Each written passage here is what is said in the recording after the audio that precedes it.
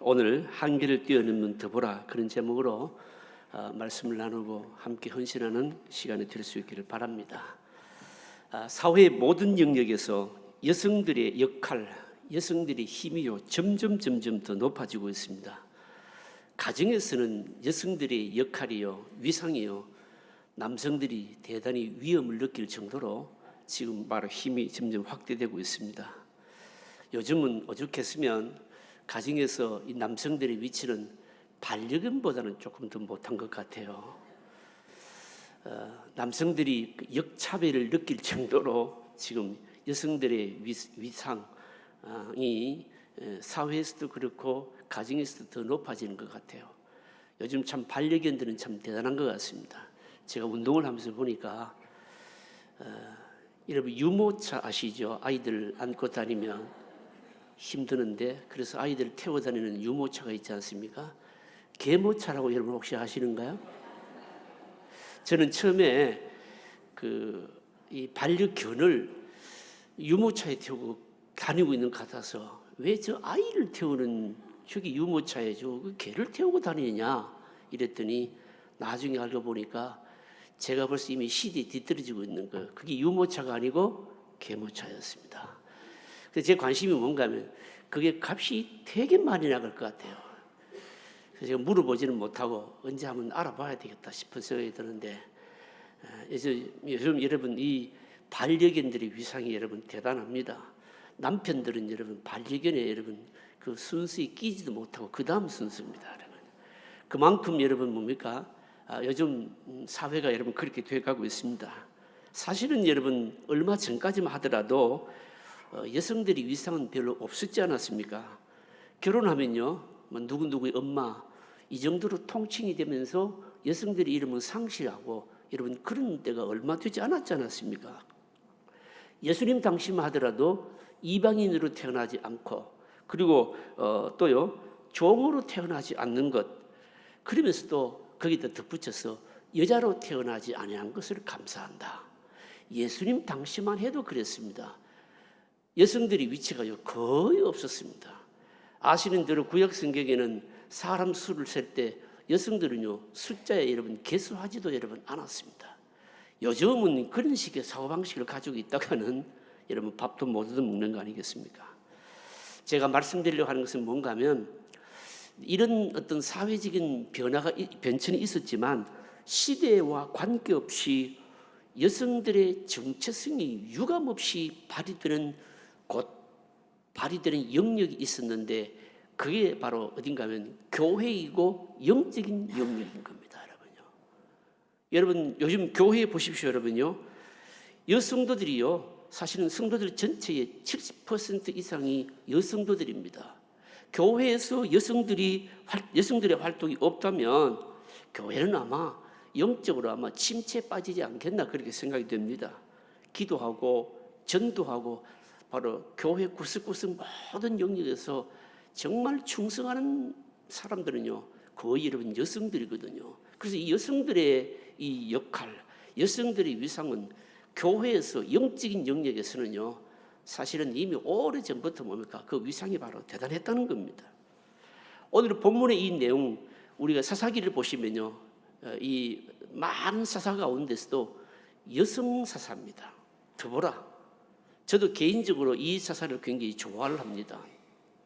이 드보라를 통해서 우리에게 보여주는 것이 여성도들의 정체성이 어떤가 하는 것을 유감없이 보여주는 바로 그런 내용인 겁니다. 이스라엘 백성들이 가나안에 정착하고 난 이후에 최대 위기를 맞게 되는데 이 가나안 왕이 바로 야빈이 북부 평지에 본부를 둔 하솔 왕 야빈이요 이스라엘을 20년 동안 압제를 하기 시작했는데 이 가나안 왕 이 야빈 하솔 왕 야빈의 이 모습은요 요즘 특별히 그 고고학적인 발굴이 지금 한참 많이 되고 있는데 이 왕조가 얼마나 힘이 있었는가 하는 걸 우리가 볼 수 있습니다. 이스라엘을 압제했는데 그야말로 완전히 옴짝달싹하지 못하는 그런 위기 가운데 있었습니다. 하나님께서 바로 이 드보라를 통해서 이 위기 가운데서 이스라엘을 구출해내는 어마어마한 역사를 일으키는 바로 사건의 내용이 오늘 본문에 있는 겁니다. 특별히 우리가 이 드보라를 우리가 생각을 할 때 우리가 유념해야 될 것이 뭔가 하면 사사시대는요 영적으로 참 암흑기였거든요.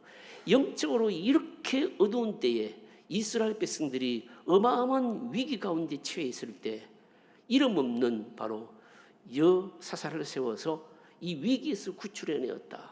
어마어마한 바로 사건인 겁니다.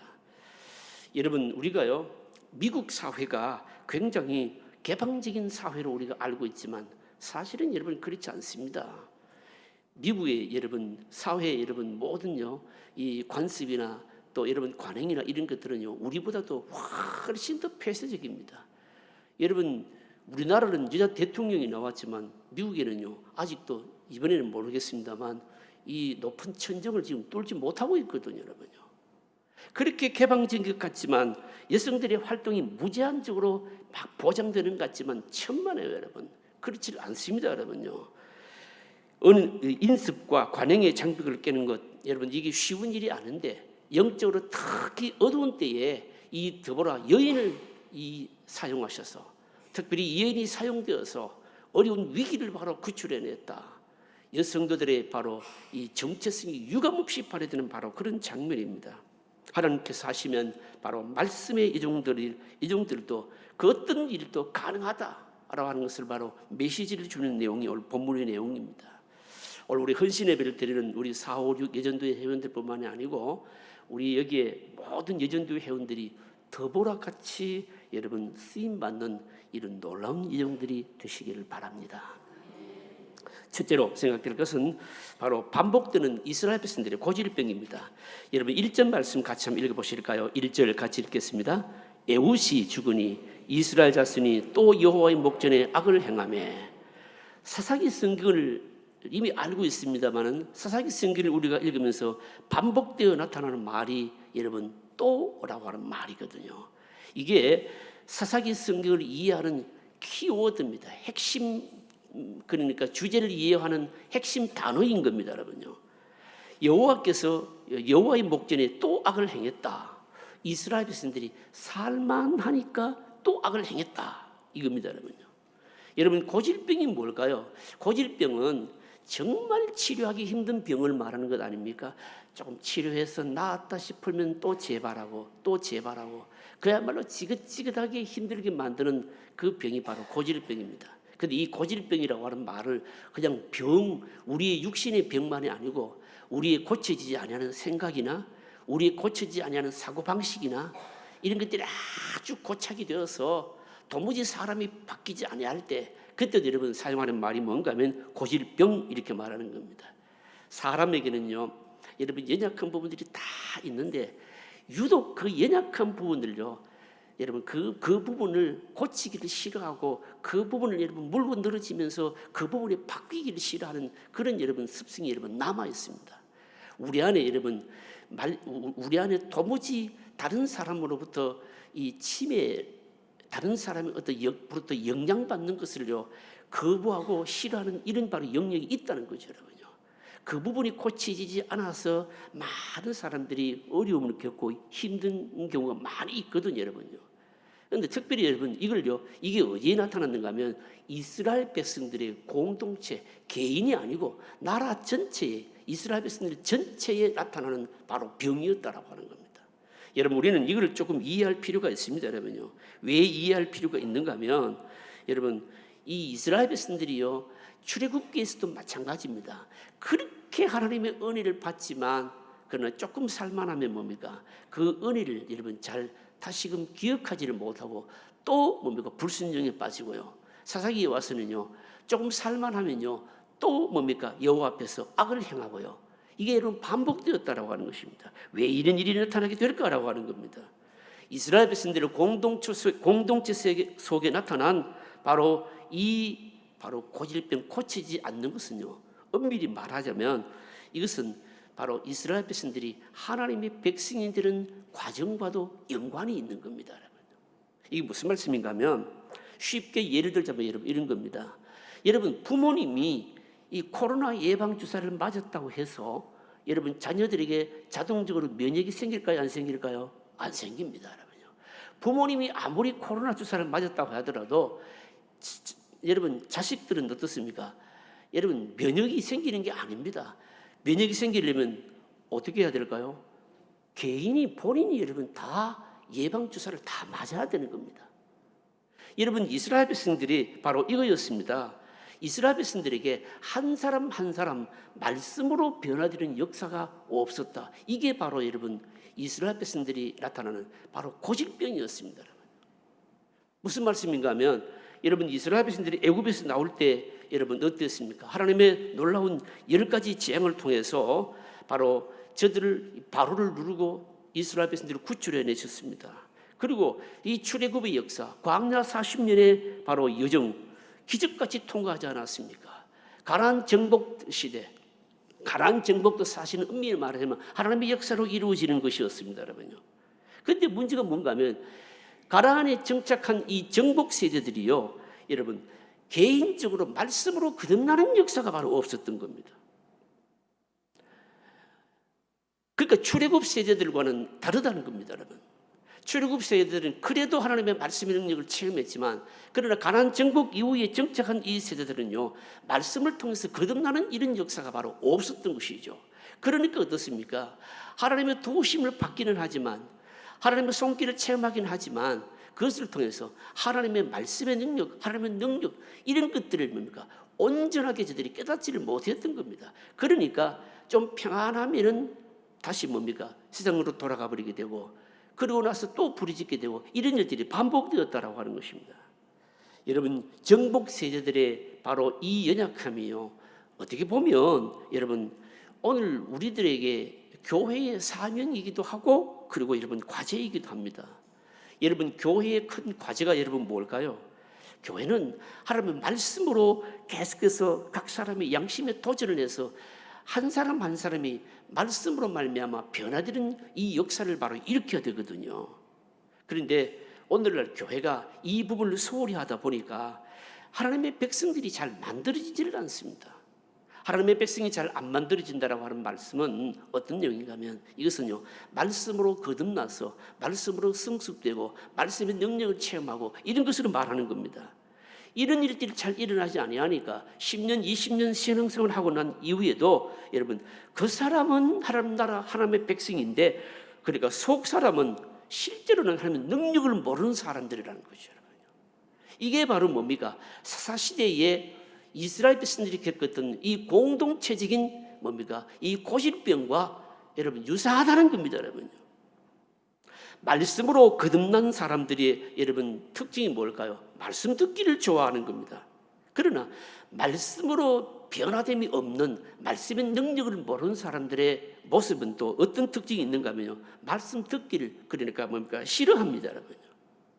말씀으로 거듭나지 않는 사람은 말씀 듣기를 싫어하는 이유가 뭘까요? 이 하나님의 말씀이라고 하는 것은요, 사실은 우리 안에 죄성을 지적하고 우리 인간적으로 자꾸 축해 세우고 인간적으로 칭찬하고 이런 부분이 별로 없잖아요. 사람은 있는 모습 그대로 하나님 앞에 세우고 그러잖아요. 그러니까 말씀으로 거듭난 사람은 말씀 듣기를 대단히 기뻐하고 좋아하는데, 말씀으로 거듭나지 않고 말씀의 능력을 모르는 사람들은요, 인간적인 것을 좋아하지 하나님의 말씀을 좋아할 리가 여러분 없는 것이죠, 여러분요. 그러니까 말씀이 있는 사람은 한번 넘어지게 되면 말씀을 통해서 교훈을 얻고 바로 세워지게 되는데, 말씀이 없는 사람은요, 그런 일이 잘 일어나지 않는다는 거죠, 여러분요. 결국 말씀이 없으니까 고질병에 바로 걸리는 겁니다. 이스라엘 백성들의 문제가 바로 이것이었다라고 하는 겁니다. 교회나 여러분 개인이나 공동체가 말씀으로 다스림을 받지 않으면 한 번 실패한 것으로 족해야 될 것을요, 거듭거듭 반복할 수밖에 없는 이런 일들이 계속 나타날 수밖에 여러분 없는 겁니다. 여러분 그래서 우리가 교회에서요, 죽으라고 하나님의 말씀하는 이유가 여기 있는 겁니다. 하나님의 말씀을 통해서 하나님의 능력을 체험한 사람은 믿음 생활하는 모습이 여러분 다른 거죠, 여러분요. 그리고 여러분 믿음 생활의 형태도 여러분 다른 겁니다, 여러분. 가장 축복되고 가장 능력 있게 사는 길이 뭔가, 이런 고질병에 걸리지 않는 비결이 뭔가, 그것은 다름 아닌 하나님의 말씀의 능력을 깊이 체험하는 것입니다. 여러분, 헌신이라는 것이 여러분 뭘까요? 헌신이라는 것은 여러분 다른 것이 아닙니다. 여러분, 다른 것이 아니고 하나님의 말씀의 맛을 알고 깊이를 체험하고 능력을 체험하고, 그래서 말씀하시는 대로 내가 믿음 생활하고 말씀하시는 대로 내가 따라 사는 것, 이게 뭘까요? 이게 바로 여러분 헌신입니다. 열심히 봉사하세요, 뭘 드리세요, 뭘 충성하세요, 그렇게 말할 필요 없이 말씀만 제대로 이해되고 받아들여지고 맛을 아는 사람은 저절로 헌신하게 되어 있는 거죠, 여러분요. 오늘 우리 헌신 예배를 드리는 우리 전도 회원들뿐만 아니라 예배하는 우리 모두가 다 여러분 다시 한 번 더 하나님의 말씀에 헌신하는 역사가 있으시길 바랍니다, 여러분요. 둘째로 생각할 것은 가나안 왕 야빈의 바로 학대입니다.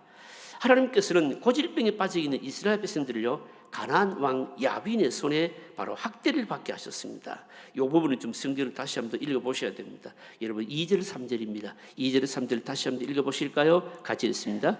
여호와께서 하솔에서 통치하는 가나안 왕 야빈의 손에 그들을 파셨으니 그의 군대 장관은 하로셋 학고임에 거주하는 시스라요, 야빈 왕은 철병거 900대가 있어 20년 동안 이스라엘 자손을 심히 학대하였으므로 이스라엘 자손이 여호와께 부르짖었더라. 여기서 중요한 말씀 단어가 나오는데 뭔가 하면요, 파셨다라고 하는 단어입니다. 파셨다. 여러분, 이 말이 의미하는 바가 뭘까요? 이 말 속에는요, 그러니까 하나님께서 은혜로 이스라엘 백성들을 붙들어 주셨는데 이 붙들어 주시는 손을 어떻게 해버렸을까요? 놓아버린 겁니다. 놓아버렸다. 이런 의미인 겁니다, 여러분. 원래 하나님의 백성들은요, 하나님의 은혜로 사는 자들 아닙니까? 하나님의 특별한 보호 없이는요, 세상에 살 수가 여러분 없습니다, 여러분요. 우리는 그렇게 생각합니다. 내가 열심히 기도하고 내가 믿음 생활 잘하니까, 그러니까 내 믿음의 능력으로, 또 아니면 내가 열심히 기도하니까 이 기도의 능력으로 하나님의 은혜가 지속된다. 물론 그런 면도 있지만 여러분, 사실은 하나님의 은혜는요, 우리의 이런 면을 다 제쳐놓고서도 일방적으로 우리에게 주시는 하나님의 은혜입니다. 자기 백성들 향해서 베푸시는 하나님의 손길입니다. 그런데 특이하게도 여러분, 하나님의 백성들이 죽으라고 세상의 사고방식을 가지고 세상 사고방식 가지고 살려고 할 때 하나님의 은혜가 막 계속해서 부어지는데도 불구하고 그 은혜를 전혀 깨닫지도 못하고 자꾸만 세상적인 사고방식을 따라 살려고 하게 될 때, 하나님의 백성들이 하나님의 은혜가 주어짐에도 불구하고 계속해서 세상 욕심을 자꾸만 따라가려고 할 때, 그때 하나님께서 붙들고 있던 손을 어떻게 하시는 거면 놓아버리는 겁니다, 여러분요. 그게 뭔가 하면 바로 하나님께서 바로 이 가나안 왕 야빈의 손에 파셨다, 이 파셨다라고 하는 말이 의미인 겁니다, 여러분. 그러면 하나님의 이 은혜의 손을 붙들고 있던 손을 놓아버리면요, 파셔버리면 여러분 어떻게 될까요? 어떻게 되는가 하면 하나님의 은혜가 잠시라도 거두지게 되면 여러분 어마어마한 고생을 하게 되어 있습니다, 여러분. 여러분, 이것은 대단히 중요합니다, 여러분요. 오늘 우리들이요, 단 하루라도 이 세상에 그래도 편하게 살 수 있는 것은 우리가 다 알지 못해서 그렇지, 우리가 잘나서 그런 것이 아니라 하나님께서 은혜로 붙으시기 때문입니다. 어떤 경우에는요, 막 우리의 불순종, 교만에도 불구하고 하나님께서 은혜의 손을 거두지 아니하시고 간섭하시기 때문에 그래도 여러분 우리가 이만큼 여러분 평안을 누리고 사는 겁니다, 여러분. 하나님께서 은혜의 손을 딱 거두시면요, 언제 어디서 무슨 일이 터질는지 여러분 아무도 알 수 없습니다, 여러분요. 여러분, 그런 의미에서 여러분 우리가 팔리지 않도록 해야 됩니다. 팔리지 않도록 해야 된다는 말은 하나님의 은혜가 거두지지 않도록 해야 된다는 것이요. 그 방식이 뭘까요? 그 방법이 뭘까요? 하나님의 은혜를 잠시라도 여러분 기억하는 거죠, 여러분요. 기억하는 겁니다, 여러분요. 그런데 여러분 보십시오. 이번에는요, 하나님께서 이스라엘 백성들 누구에게 파셨습니까? 누구에게 파셨는가 하면요, 가나안 사람 뭡니까? 바로 야빈의 손에 파셨다라고 이렇게 말씀합니다. 야빈의 손에 팔게 되셨는데 무려 20년 동안이나 뭡니까? 바로 통치받게 되었습니다. 압제를 받게 되었습니다. 이 가나안 왕 야빈은요, 설명을 하고 있는데 보통 왕이 여러분 아닙니다. 야빈은 뭐라고 말씀하고 있는가 하면 철병거 몇백 대요? 900대를 가지고 있었다. 여러분, 당시에 이스라엘 백성들의 여러분 무기 수준은요 청동기 수준이었거든요. 그런데 여러분 뭡니까? 가나안 왕 야빈은요 철병거 900대를 가지고 있었다. 여러분 우리나라 6.25 전쟁 여러분 아시잖아요. 6.25 전쟁 때 보시면 우리나라 여러분 아군은요 여러분 그냥 소총이었잖아요. 여러분요 탱크를 가지고 밀고 내려오는데 여러분 어떻게 감당합니까? 그런 식입니다. 여러분요 그런 식입니다. 여러분요. 그러니까 이거는 뭡니까? 이스라엘 백성들이 도저히 뛰어넘을 수 없는 뭡니까? 한계였습니다. 여러분요 한계였습니다. 어마어마한 압제를 바로 당했다라고 하는 겁니다. 여러분. 야빈이 20년 동안 하나님의 백성들이 심히 학대를 했기 때문에 바로 뭐라고 말씀하는가 하면 그들이 하나님께 뭐 했다고요? 부르짖었다 이렇게 말씀하고 있습니다. 여러분. 부르짖었다. 죽을 만하면 여러분 부르짖는 겁니다. 여러분. 사람이요 얼마나 교만한지 웬만큼 어려운 상황에서는 여러분 부르짖을 생각을 하지 않습니다. 부르짖을 생각을 하지 않고 막 갈 때까지 가는 것이죠. 계속 자기 머리를 굴리면서 인간적으로 빠져나올 수 있는 길을 자꾸 찾지 않습니까? 결국은 이제는 길이 없겠다 생각이 들 때에 비로소 눈물을 흘리면서 바로 울면서 부르짖음을 바로 울음을 터뜨리는 거죠. 여러분요. 여러분 어떻게 보면요 우리가 여러분 다 여러분 이렇습니다. 여러분.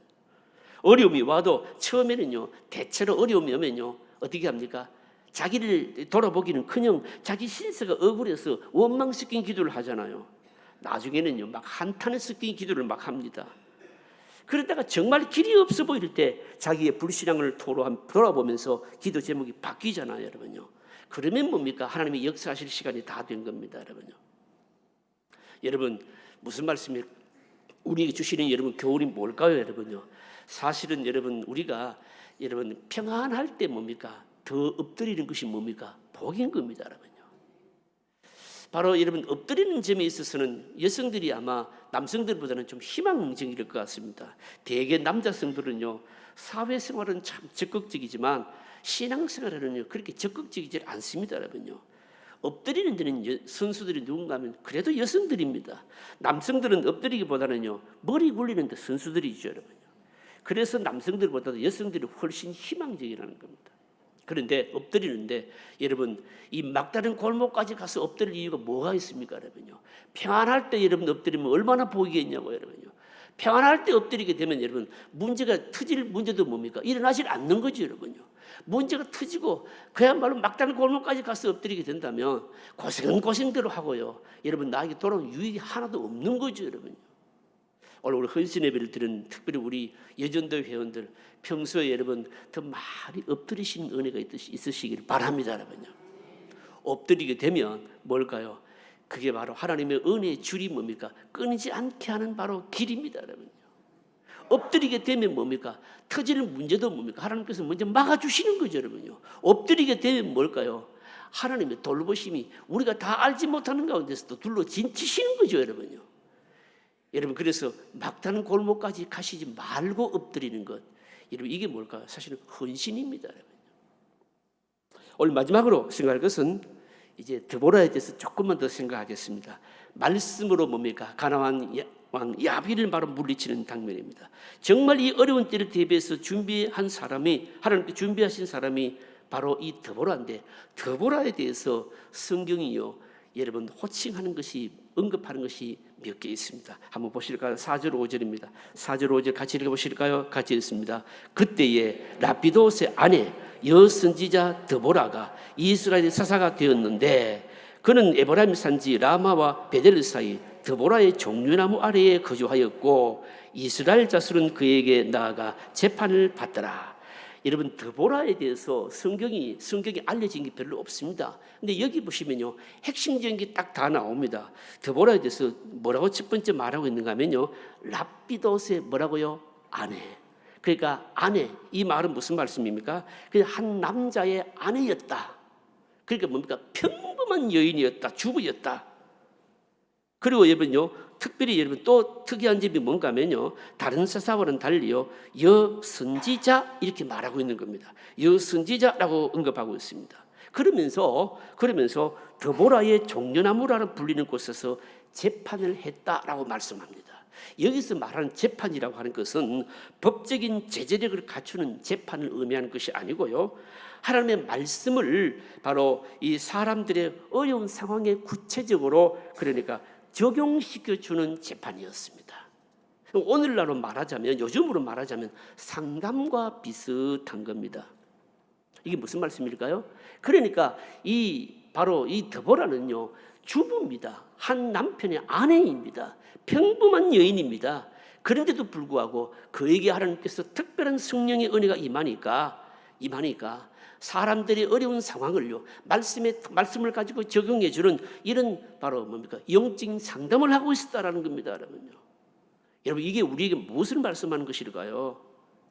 평범해 보이지만 성령이 임하시니까 말씀으로 이스라엘 백성들을 뭡니까? 일깨우고 영적인 어두움을 밝혀주는 이런 역할을 했다는 거죠, 여러분요. 고대에는요, 여성이 사회적으로 할 수 있는 역할이 거의 없었습니다. 그런 시대에 한 남자의 아내로서, 평범한 여인으로서 성령께서 주시는 바로 그 놀라운 성령의 은사를 통해서 이스라엘 백성들을 가르치는 자로 삼으셨다. 이게 바로 중요한 메시지가 있다는 거죠, 여러분요. 사실은 여러분, 교회는요, 여러분 드보라 같은 여인들이 여러분 많아야 됩니다. 드보라 같은 여인이 뭘까요? 말씀으로 바로 뭡니까? 사람들을 일깨우는 이런 일들을 하는 자들이 많아야 된다는 겁니다. 여러분, 오늘 우리 시대는요, 더합니다. 앞으로는 점점 더합니다, 여러분요. 왜 그럴까요? 우리가 사는 이 사회가 너무너무 다원화되어 가고 있거든요. 요즘 여러분, 우리가 겪고 있는 문제들을 한번 보십시오. 과거에는 없었던 문제들이요, 우죽순처럼 일어나고 있잖아요, 여러분. 특히 여성들과 관련된 많은 숨은 문제들이 어마어마합니다. 이런 부분들에 말씀을 가지고 적용하면서 일깨워주고 알려주고 하는 이런 좋은 말씀의 상담자, 여러분 절대적으로 많이 필요합니다, 여러분. 우리 교회도 이런 여러분 이 드보라 같은 이 여선지자가 좀 여러분 많이 나왔으면 좋겠습니다, 여러분. 아멘 안 하시는데, 나는 힘들어 이렇게 하시는지 모르겠는데, 여러분 하나님께서 성령으로 여러분 은사 주시면 여러분 다 여러분 가능한 겁니다, 여러분. 말씀을 사모하고 말씀에 대한 열정을 가지고 있는 사람들은 하나님께서 그렇게 사용해 주시는 겁니다, 여러분요. 근데 중요한 것은 뭔가 하면 가나안 왕 이 야빈을 물리치는데 바로 이 드보라가 어떻게 싸웠느냐, 이게 중요한 겁니다, 여러분요. 말씀으로 상담을 하면서 일깨우는 역할도, 말씀을 적용하면서 어려움을 해결해 주는데도 이 드보라가 사용되었지만, 도대체 이 가나안 왕 야빈의 학대로부터 어떻게 저를 물리치고 이스라엘 백성들을 구출해내느냐, 이게 중요한 겁니다. 중요한 건 드보라가 싸운 방식이 우리가 주목해야 되는 겁니다. 드보라는 여성이었고 선지자였고 사사였습니다. 칼이나 창을 들고 싸우는 것이 아니고요, 선지자답게 말씀을 가르쳐서 이스라엘 백성들로 하여금 스스로 일어날 수 있도록 해서 그래서 싸우도록 했다. 이게 드보라가 바로 사사로서 싸운 뭡니까? 굉장히 중요한 역할인 겁니다, 여러분. 오늘 본문에 보시면요, 그렇게 말씀하잖아요. 6절부터 7절입니다. 드보라가요, 아비노함의 아들 바락을 불러서 납달리와 스볼론 사람 10,000명을 모아서 야빈의 군대와 싸우라, 이렇게 말하는 겁니다. 여러분 6절 7절에 보시면 나옵니다. 드보라가 사람을 보내어 아비노함의 아들 바락을 납달리 게데스에서 부르다가 그에게 이르되, 이스라엘 하나님 여호와께서 이같이 명령하지 아니하셨느냐? 너는 납달리 자손과 스불론 자손 10,000명을 거느리고 다볼산으로 가라. 내가 야빈의 군대의 장관 시스라와 그의 병거들과 그의 무리를 기손강으로 이끌어 내게 이르게 하고 그를 내 손에 넘겨주리라 하셨느니라. 이게 무슨 말씀인가 하면, 드보라의 말이 아니고 드보라는 하나님의 말씀을 이스라엘 백성들을 바로 일깨웠다는 것이죠, 여러분. 창과 칼을 들고 전장터에 나가서 직접 싸운 것이 아니라 잠자고 있는 이스라엘 백성들을 말씀으로 일깨웠다는 거죠, 여러분요. 이게 드보라의 싸움 방식이었습니다. 그래서 여러분 보시면요, 바락이요, 이 드보라의 말을 듣고 여러분 아주 놀라운 반응을 보입니다. 오늘 여러분 읽어보셔야 됩니다. 8절입니다. 여러분 8절 한번 읽어보실까요? 8절을 같이 읽습니다. 바락이 그에게 이르되, 만일 당신이 나와 함께 가면 내가 가려니와 만일 당신이 나와 함께 가지 아니하면 나도 가지 아니하겠노라 하니.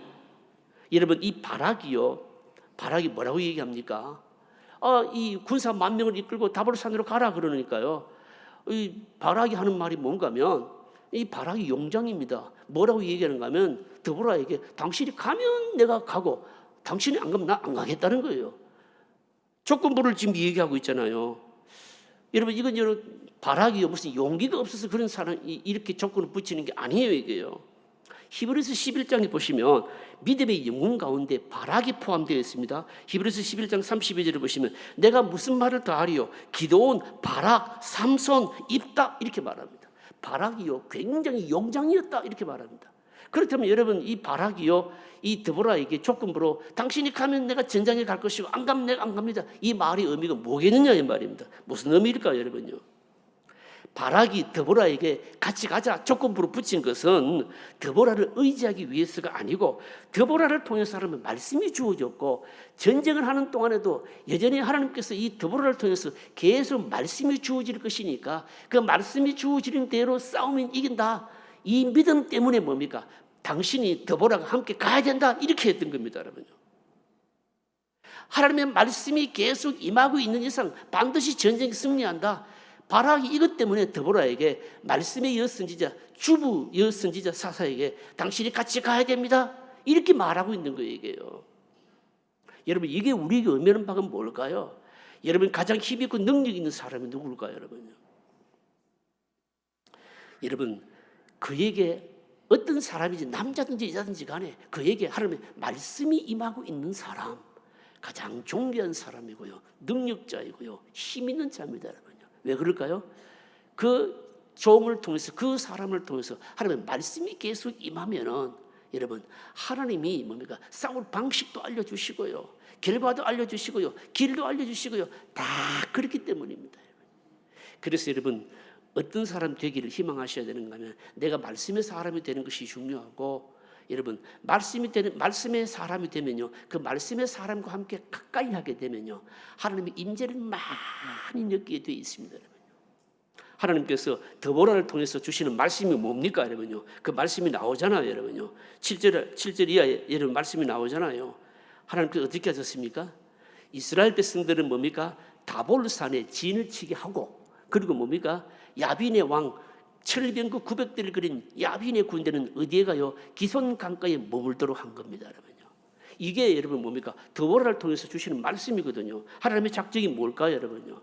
이스라엘 백성들의 약점은 가장 강하게 만드시고 그리고 여러분 뭡니까? 가나안 왕 야빈의 뭡니까? 가장 강점은 뭡니까? 가장 약하게 만드시고 이게 뭘까요? 하나님의 작전인 겁니다 여러분. 여러분 생각해 보십시오 여러분요. 생각해 보십시오. 그렇지 않습니까? 여러분 병거는요 요즘으로 말하면 기갑부대입니다. 여러분 기갑부대의 약점이 뭡니까? 기갑부대의 약점이 뭔가 하면요 땅이 마르면은 탱크나 이런 것들은요 막 신속하게 손살같이 나아갈 수 있지만 만약에 비가 와서 땅이 진흙탕으로 변해버리면 기갑부대는요 아무리 여러분 막강한 전력을 가지고 있어도 무용지물이 되어버리는 겁니다. 하나님의 작전이 뭡니까? 이스라엘 백성들은 다 다보로 산에 진치게 만들고 가나안 야빈의 군대는 뭡니까? 기손 강가에 진을 치게 만들었는데 갑자기 폭우가 임하면서 강이 범람해서 완전히 뭡니까? 흙탕밭이 되어버리는 겁니다. 그러니까 그때 뭡니까? 다볼산에 진치에 있던 이스라엘 백성들이 내려가서 한순간에 다 치는 겁니다 여러분. 뭐대로 되는 겁니까? 하나님의 말씀대로 되는 겁니다 여러분. 우리에게 주시는 교훈이 뭘까요? 하나님의 백성들의 돈으로 싸우지 않습니다 여러분요. 힘으로 싸우지 않습니다 여러분요. 말씀으로 서로를 일깨우면서 싸우거든요 여러분요. 이 일의 모범을 보인 자가 누구라고요? 이 일에 사용된 자가 누구냐면 드보라라는 거죠 여러분. 오늘 우리 헌신 예배를 드리는 우리 4, 5, 6 예전대 회원들 여러분 말씀으로 하나님의 백성들을 일깨우는 이 일에 쓰임 받으시기를 여러분 소망하시길 바랍니다 여러분. 여성들이 말씀으로 심령들을 일깨우는 어떤 일이 일어나게 될까요? 여러분 잠자던 남편도 살아나고요. 여러분 세상으로 향하려고 하던 뭡니까? 아이들도 여러분 어머니의 뭡니까? 영향력 있는 여러분 바로 영적인 말씀 한마디로 여러분 인생이 바꿀 수도 있는 것이고요. 내가 속해 있는 뭡니까? 그 공동체 전체의 물을 바꿀 수도 있는 것이에요 여러분요. 그만큼 뭡니까? 말씀으로 헌신되어 있는 사람 여러분 드보라가 바로 그렇게 사용되었다고 하는 겁니다 여러분.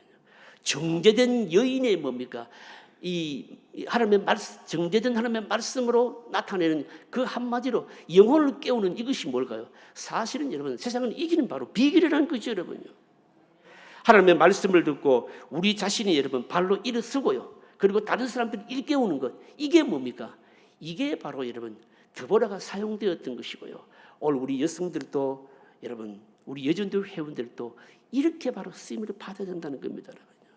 말씀을 듣고 야빈과 시스를 향해서 싸움에 나갔을 때에 결국은 뭡니까? 말씀대로 여러분 이루어지는 것 아닙니까? 말씀을 정리합니다. 무기로 싸우는 것 아닙니다. 이스라엘 백성들의 전쟁은요 말과 군대에 달려있는 것이 여러분 아닌 것을 똑똑하게 체험합니다. 싸움은 누가 하십니까? 하나님이 하시는 것이죠. 저들의 지휘관은 누구입니까? 하나님이시죠, 여러분요. 작전도 누가 세우십니까? 하나님이 세우시는 것이죠, 여러분요. 우리가 말씀을 붙들어야 되는 이유가 여기 있는 겁니다, 여러분요. 말씀으로 일깨워야 되는 이유가 바로 여기 있다는 겁니다, 여러분요. 사람은요 당장 눈앞에 보이는 상황에 매여서 막 승리를 잠당하고 또 아니면요 뭐 실패하고 낙담도 하지만 여러분 하나님께서는 이런 상황들은 한순간에 여러분 바꾸시는 거거든요, 여러분요. 여러분 말씀에 붙들리게 되면 우리의 가장 약한 약점이요 하나님께서 강한 강점이 되게 하시는 겁니다. 그러나 말씀 없이 여러분 싸우게 되면 하게 되면 우리가 가장 강한 것이라고 생각된 그것이요 가장 약한 무용지물이 되게 하실 수도 있는 거죠, 여러분요. 그래서 말씀을 붙든 자가 가장 강한 자입니다. 드보라가 그렇게 사용되었다는 거죠. 오늘 4, 5, 6 예전대 회원들 여기 헌신 예배를 드린 우리 모두가 다 여러분 드보라처럼 말씀을 붙들고 사용되어지고 그리고 싸움에서 승리하는 은혜가 있으시기를 바랍니다. 말씀에 헌신하는 것이 이게 바로 제대로 된 헌신입니다. 이 은혜가 저와 여러분들에게 있으시기를 주의 이름으로 축복합니다.